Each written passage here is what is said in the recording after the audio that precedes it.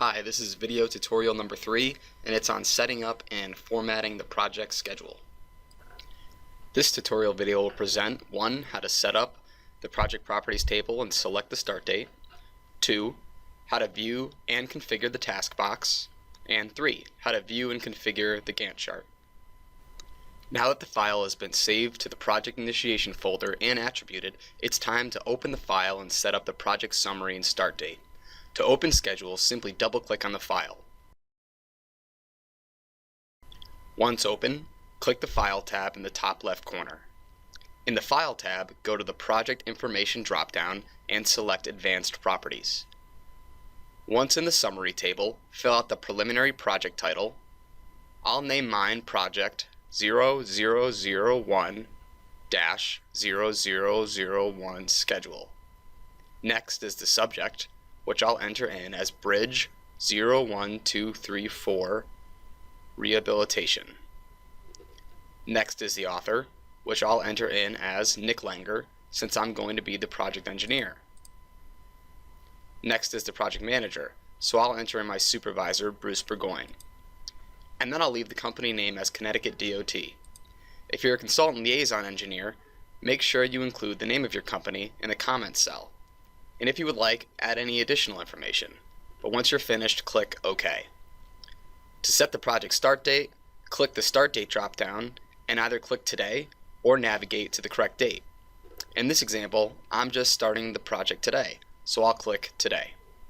Now select the Task tab to navigate back to the schedule view. Looking at the schedule, to the left is the Task Area box, which provides a task indicator column that presents task notes, hyperlinks, and if the task has been completed. Next is the task name column, where you can differentiate between a summary task, which is presented in bold and has a maximize and minimize option, and you also have the subtasks, which are not shown in bold. The next column is the task duration column, which provides the total span of working time for any given task. Next is the task start date column, and then we have the task finish date column. You may browse and insert additional task columns by scrolling to the right and left-clicking on the Add New Column drop-down. You can also start typing in a column name that you would like to add. Some columns you may find useful are the Task Predecessor column, which shows the task ID numbers for the predecessor tasks on which the task depends before it can be started or finished. There is the Actual Start Date column, the Actual Finish Date column, and then the total slack time column, which provides the amount of time a task's finish date can be delayed without delaying the project's finish date. Take some time to browse through the column options to see what is available. To the right is the Gantt chart area, which provides a graphical representation of the project's summary tasks, subtasks, and milestones. You can zoom in and zoom out, and you can scroll to the left and to the right. You can also fit the Gantt chart to your view by clicking the View tab and then click the Entire Project button in the Zoom ribbon. You can see in this template that the summary tasks are configured as gray bars with tabs on either end, and the subtasks are configured as red and blue bars. A subtask that is shown in red is considered a critical task, which means that it's part of the critical path.